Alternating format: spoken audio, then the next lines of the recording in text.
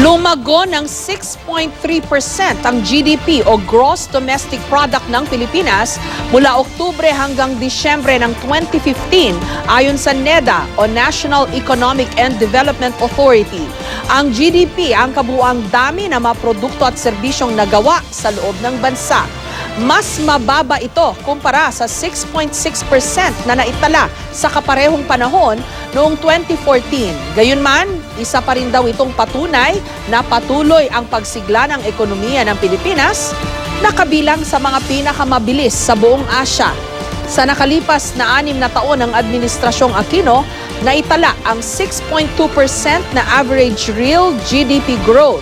Pinakamataas daw mula noong 1978. Ayon sa Malacanang, nakatulong sa paglago ng ekonomiya ang malakas na domestic demand at patuloy na kumpiyansa ng mga namumuhunan sa bansa.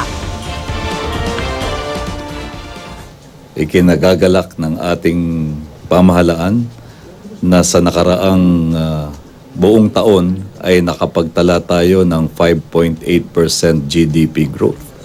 At sa huling quarter, fourth quarter of 2015, ay nakapagtala tayo ng 6.3% yata.